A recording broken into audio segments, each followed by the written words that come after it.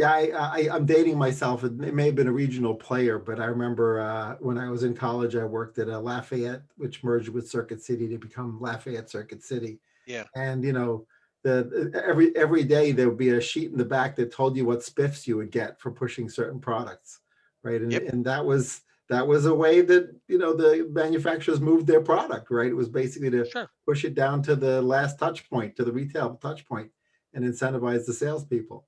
Yeah, You know, salespeople are have always been coin operated. It's like they do exact. yeah, They're not neurotic. They're here to make money. They do what you pay them to do, and they assume that you are rational in setting up the incentives. That that's if you're the boss, you say, "Hey, I'm going to give you $50 to sell this TV instead of that one."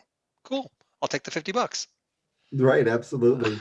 I yeah, didn't get a chance to read past the headline. I think it came out this morning, though, that the trade desk was going to power Walmart's, advertising ecosystem, right, within their site and sure. potentially externally, sort of to uh, do some of the similar things that Amazon does with its huge data store, right, about people's purchase preferences, et cetera.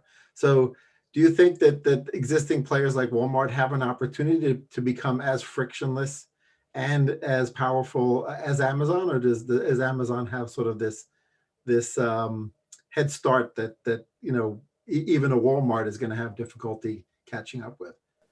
Uh, well, Walmart will have. Well, so Amazon does have the head start, and Amazon is the first mover.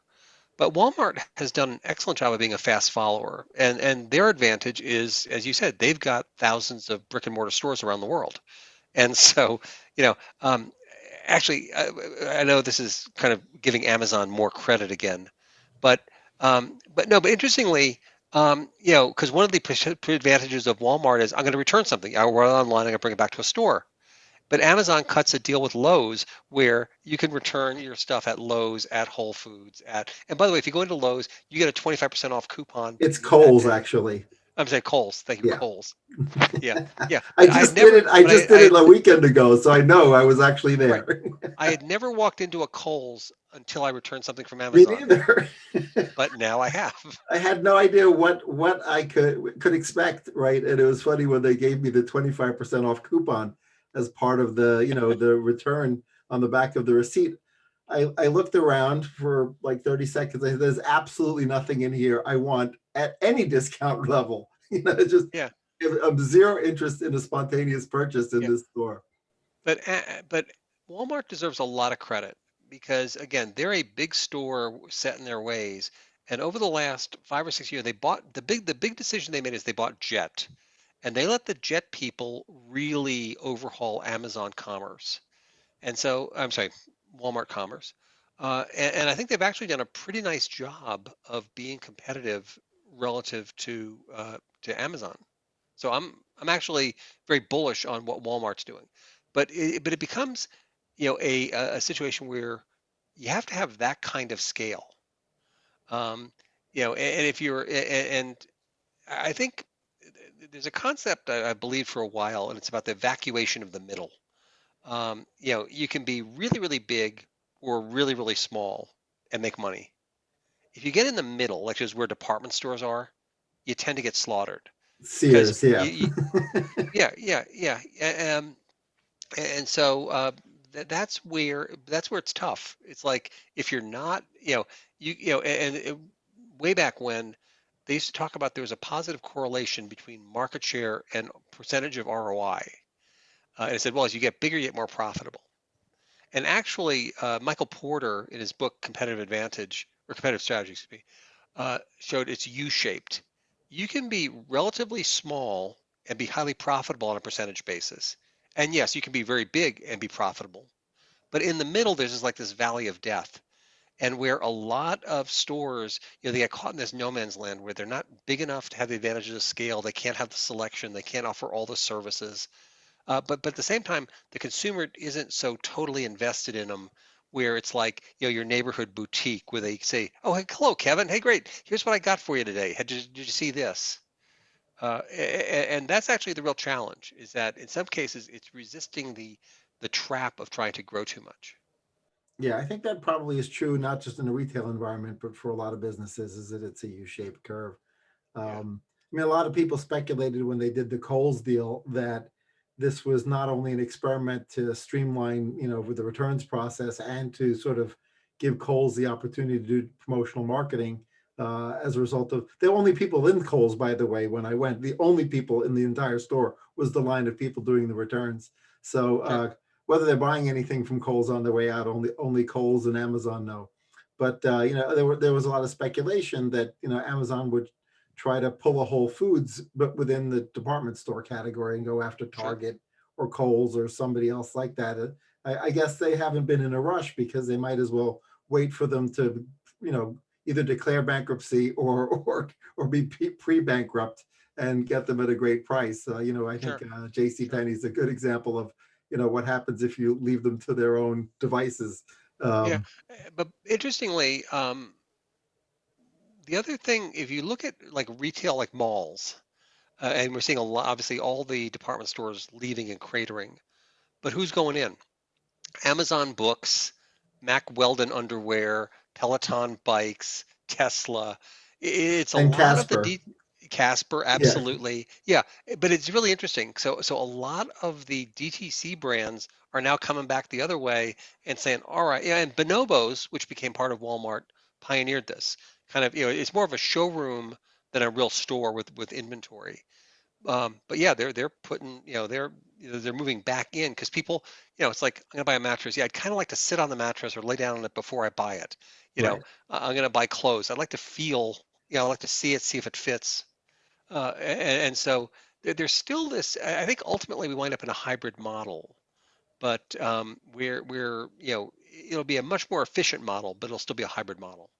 Yeah, it'll be interesting to see, given, Best Buy's obviously been able to sort of do a bit of a turnaround, I think probably to a great extent due to its mobile business, its phone business.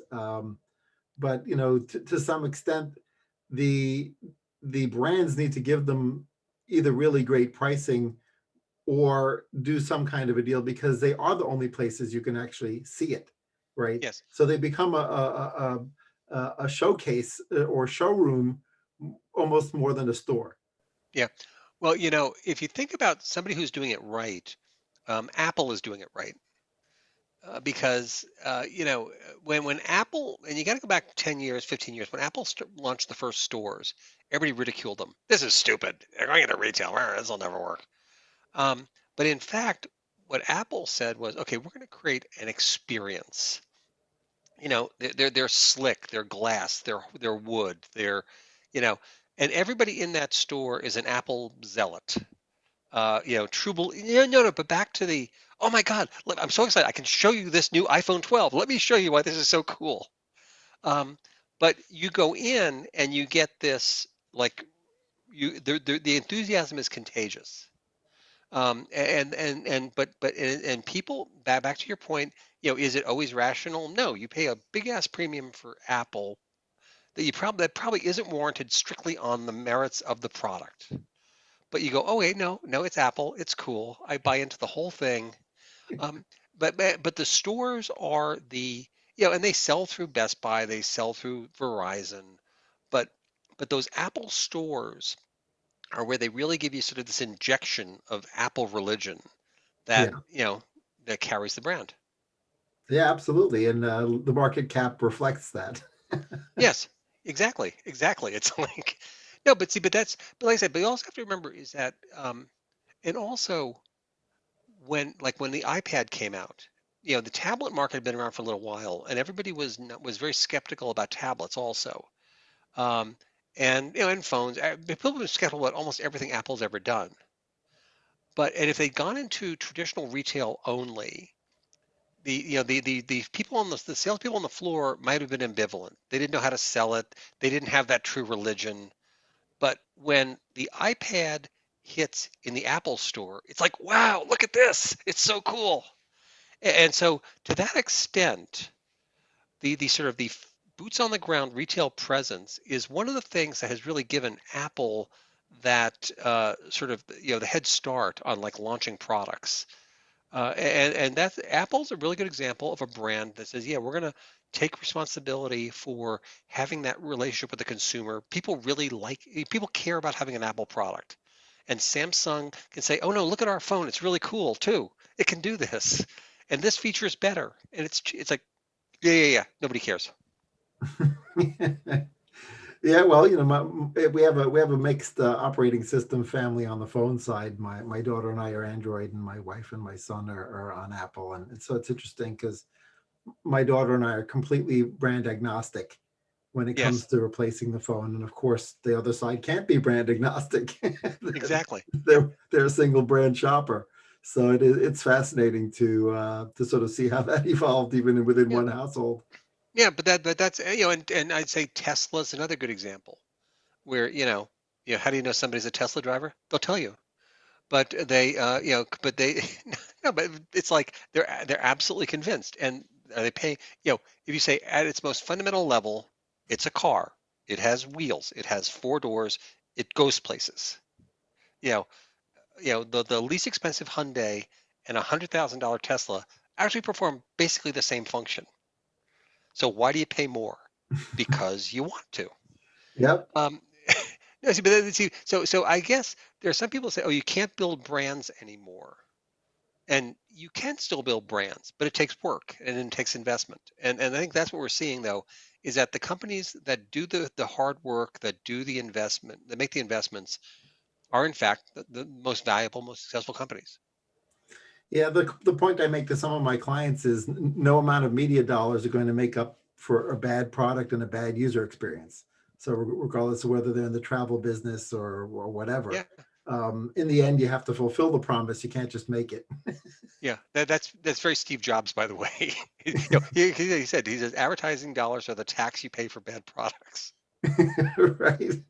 Well, yeah, Tesla launched with basically no ad budget at all Oh yeah, in the yeah. beginning.